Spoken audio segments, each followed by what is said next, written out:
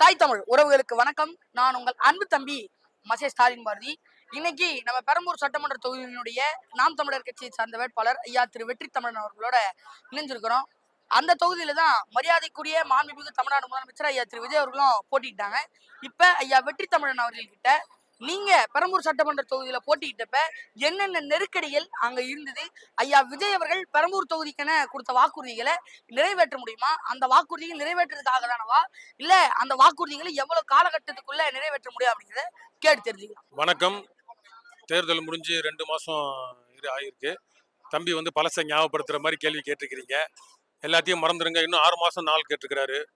தமிழ்நாட்டு முதலமைச்சர் வந்து இன்னும் 6 மாசம் நாள் கேட்டிருக்கிறாரு. பாலியல் குற்றங்களுக்கே நாள் கேட்குறப்ப அவர் சொன்ன 2500, 4500, 8500, அது இலவசம், தாய்மாமன் சீர் எல்லாமே பார்த்தீங்க அப்படின்னா அது எத்தனை நாள் எடுக்கும்னு தெரில.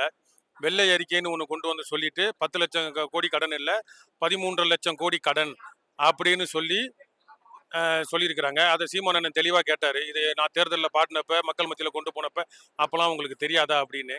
அதனால் இது ஒரு ஏமாற்று வேலையை தான் நம்ம பார்க்குறேன். ஏன்னா எந்த ஒரு மாற்றமும் இன்னும் கண்ணுக்கு எதிராக எதுவும் தெரியல. வாய் வழியாக பேசுகிறாங்க. ஊழலை ஒழிச்சிட்டோம்னு அந்த ஒரு சில இடங்களில் பண்ண மாதிரி அதை மட்டும் காட்டி விளம்பரப்படுத்துகிறாங்களே ஒழிய பெரிய அளவில் எதுவும் நடக்கலை. இதுதான் உண்மை. பெரம்பூர் தொகுதியிலையும் வந்து தெருக்களில், வீதிகளில், எல்லா சாலைகள்லையும் குண்டு குழி தோண்டி எல்லாம் போட்டு மெட்ரோ வாட்டர் உடஞ்சி, கழிவு நீர் உடஞ்சி எல்லாம் ஓடிட்டு தான் இருக்குது. கொடிங்கியூர் குப்பை தொட்டி இன்னும் பற்றி கொண்டு தான் இருக்குது. அப்போ வாரத்துக்கு ஒரு வாரம் 2 வாரம் பற்றிக்கிட்டு அப்புறம் அணையுது. அதை அணைக்கக்கூட முடியல அவங்களால நெருப்பை.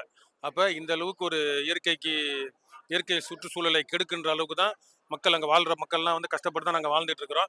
அதை வந்து அவர் ஒரு பொருட்டாகவே மதிக்கலை. திருச்சி கிழக்குக்காக ஒரு பேரளவுக்கு போய் ஒரு நன்றின்னு சொல்லி உதயநிதி சொன்னனால போனார். இங்கே சட்டமன்றத்தில் போகிற போக்கில் வாய் வழியாக வந்து தான் பேசினாரே வழிய, இவர் சட்டமன்றம் எம்எல்ஏ ஆஃபீஸ் அங்கே இருக்குது, சட்டமன்ற அலுவலகம் இருக்குது. இவர் 9 மணிக்கு வந்து 10 மணிக்கு வந்துட்டு 5 மணிக்கு வேலைக்கு போகிற மாதிரி வராரு, நல்ல ஒரு டிசிப்ளின் சீஃப் மினிஸ்டர் இருக்கிறாருன்னு பெருமை பேத்துறாங்க. அப்படி இருக்கிறப்ப அவர் மாலை நேரங்களில் ஒரு 2 மணி நேரம் வந்து எம்எல்ஏ அலுவலகத்திலையோ இல்லை முதலமைச்சர் அலுவலகத்தில் தூங்கிட்டு ஒரு 7லேருந்து 9 மணி வரைக்கும், இல்லை 6லேருந்து ஒரு 8 மணி வரைக்கும் வந்து சட்டமன்ற அலுவலகத்துக்கு வாரத்துக்கு ஒரு 2-3 தடவை வந்தாருன்னா மக்கள் பிரச்சனைகள் தெரியும், பெரம்பூர் தொகுதி பிரச்சனைகள் தெரியும். அலுவலகத்தை மட்டும் சுற்றி கட்டை போடுறாங்க, கம்பி போடுறாங்க, அணில்கள் குரங்குகள் வந்து தாவிடக்கூடாதுன்றதுக்காக போடுறாங்க. ஆனால் இது வரைக்கும் அவர் வந்த பாடு இல்லை. அவர் தொகுதிக்கு நேரடியாக வந்து வாரத்துக்கு குறைஞ்சது 2 முறை இல்லை 3 முறையாவது வந்தால் தான் பிரச்சனைகளை தெரியும். ஒரு எம்எல்ஏ 4 பேரை பார்த்து கோரிக்கைகளை கேட்டு கையெழுத்து போட்டு எந்த ஏரியாவில் எத்தனை வட்டம் இருக்குது பெரம்பூர் தொகுதியில், எந்தெந்த பகுதி பெரம்பூர் தொகுதியில் வருது அப்படின்றலாம் தெரிஞ்சிச்சுன்னா மாற்றம் வரும். அதை அவர் செய்வாரான்றதை அவரை தான் இந்த மாதிரி உட்கார வச்சு கேள்வி கேட்கணும். நீங்கள் வந்து ஜோசப் விஜய்னு தேர்தலுக்கு முன்னாடி தான் வந்து ஒரு அடையாளத்தோடு வந்தீங்க. கேட்டால் கிறிஸ்தவர்கள் அதிகமாக இருக்கிற தொகுதின்னு ஒரு கணக்கெடுப்புன்ற மாதிரி சொன்னீங்க. கிறிஸ்துவர்கள் அப்படின்னா இயேசு கிறிஸ்துவை கடைபிடிப்பவர்கள் தான் கிறிஸ்துவர்கள். இயேசு கிறிஸ்து என்ன புரட்சிகர கருத்துக்கள் சொல்லியிருக்கிறாரோ அதை நடைமுறைப்படுத்துறதுக்கு உங்களுக்கு அரியதொரு வாய்ப்பு கிடைச்சிருக்கு. ஆனால் நீங்கள் வந்து கர்நாடகாவில் இருக்க ஒரு கோயிலில் போய் வெள்ளியில் வால் பரிசு கொடுக்குறீங்க,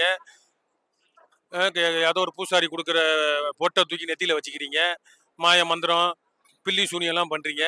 நீங்கள் எப்படி ஒரு கிறிஸ்துவர் மத அடிப்படையிலையோ இல்லை ஆன்மீக அடிப்படையிலையோ ஒரு அறநெறி அடிப்படையிலையோ நீங்கள் கிறிஸ்துவராக இல்லை? உங்களுக்கு கிடைச்ச அரியணைய வாய்ப்பை ஒரு இயேசு கிறிஸ்துக்கு கிடைச்சிருந்தா அவர் என்ன செஞ்சிருப்பாரு சமுதாயத்தில்ன்றதை கொஞ்சம் யோசிச்சு பாருங்க. இல்லை உங்ககிட்ட உங்க கூட இருக்கிறவங்க அப்பா அம்மா கிறிஸ்டின்னா பைபிளை படித்து கேட்டு பாருங்க. மக்களுக்கு மாற்றத்தை உண்டாக்குவது, ஒடுக்கப்பட்ட மக்களுக்காக குரல் கொடுப்பது, அவங்களுக்கு நல்லது செய்வதற்கு உங்களுக்கு அரியதொரு வாய்ப்பு கிடைச்சிருக்கு. அந்த அரியதொரு வாய்ப்பை நீங்கள் செஞ்சுட்டு நீங்கள் பெருமையாக கிறிஸ்தவன்னு கிளைம் பண்ணீங்கன்னா பரவாயில்ல. நீங்கள் எதுவுமே செய்யாமல் கோட்டை மட்டும் மாற்றிட்டு கிறிஸ்தவன்னா அது வந்து வீண். தோல்வி அடைஞ்சது மூலயமா நாம் தமிழர் கட்சியை அசிங்கப்படுத்தி மட்டுமே அந்த கட்சியை ஒழிச்சிடலாம் நினைக்காதீங்க. இங்க இருக்கவங்க சினிமாவை பார்த்து அரசியல் கத்துக்கிட்டவங்க இல்ல, நாங்க களத்துல இருந்து அரசியல் கத்துக்கிட்டவங்க. எங்களுக்கு தெரியும் அரசியல் எப்படிப்பட்டதுன்னு. நாங்க இதுக்கு முன்னாடியில இருந்தே பாத்துக்கிட்டு இருக்கோம். சினிமா டு சிஎம் ஆனதாலதான் உங்களுக்கு மேபி அது ரொம்ப ஈஸியா இருக்கிறதுனால தோத்தவங்களெல்லாம் போய் கலாச்சிக்கிட்டு இருக்கீங்க.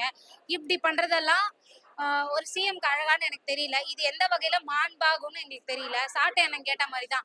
இப்ப அவருக்கு ஒரு சான்ஸ் கொடுத்தீங்கல்ல சபாநாயகர், நாங்க உங்களை கேட்கிறோம். நாங்க இடைத்தேர்தல கண்டிப்பா ஜெயிச்சு உள்ள வருவோம். நாங்க வந்ததுக்கு அப்புறம் நாங்களும் ஆக்ஷன் பண்ணிக்கலாமா சபாநாயகர்? மதிப்பிற்குரிய மாண்பிற்குரிய சபாநாயகர், நாங்க உள்ள வந்தா நாங்களும் ஆக்ஷன் பண்ணலாமா? அதே மாதிரி எல்லாரும் கேக்குறாங்க, விஜயோட ஆட்சி எப்படி பாக்குறீங்க அப்படின்னு கேக்குறீங்க. இன்னும் ஷூட்டிங்கே முடியலையே. இப்ப அண்ணன் ஷூட்டிங்ல தானே இருக்காரு. சட்டசபையில ஷூட்டிங் போயிட்டு இருக்குன்னு தான் நான் நினைச்சேன். ஏதோ புது படம் போல சட்டசபையில வந்து சிஎம்மா இருக்க மாதிரி ஏதோ ஷூட்டிங் இருக்கு போல அதை பண்ணிட்டு இருக்காரு அப்படின்னு நினைச்சேன். பார்த்தா நீங்க என்னன்னா அரசியல்ன்றீங்க, அது அரசியலே கிடையாது, அது ஷூட்டிங்.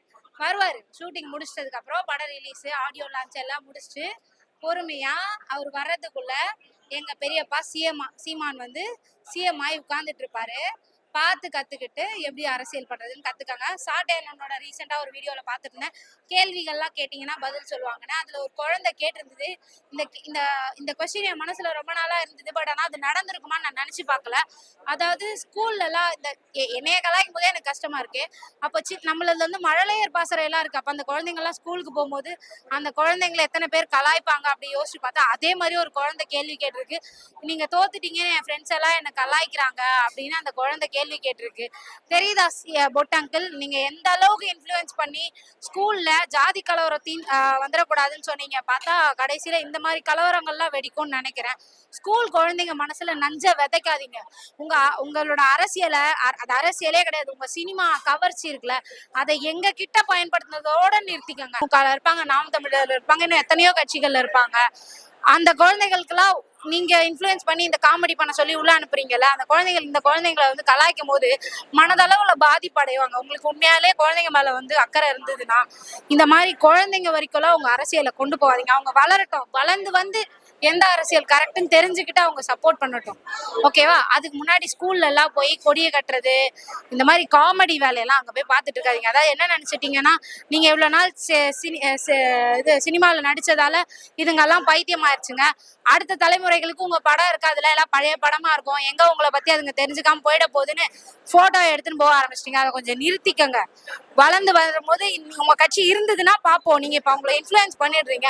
அவங்க எல்லாம் ஓட்டு போடுற வயசு வரும்போது நீங்க எல்லாம் இருப்பீங்களான்னு தெரியல. அதனால கொஞ்சம் உங்களோட அந்த அரசியல் திணிப்பை கொஞ்சம் நிறுத்திக்கங்க.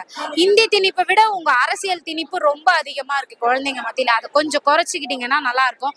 அதே மாதிரி நாங்க 4% வாங்கிட்டோம், 4% வாங்கிட்டோம், நாங்க 4% வாங்கிட்டோம் இருக்கட்டும். அதனால தமிழ்நாட்டுல ஏதாவது இழப்பீடு ஏற்பட்டுச்சா? இல்ல, அது எங்களோட இழப்பு தானே. அதை எப்படி மீட் எடுக்கணும்னு எங்களுக்கு தெரியும். நீங்க யாரும் எங்களுக்கு டீச் பண்ண வேணாம்.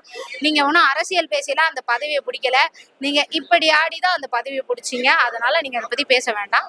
அதனால இனிமே உங்களோட அரசியல் அந்த தன்மையை கொஞ்சம் மேன்மைப்படுத்திக்கிட்டீங்கன்னா நல்லா இருக்கும்.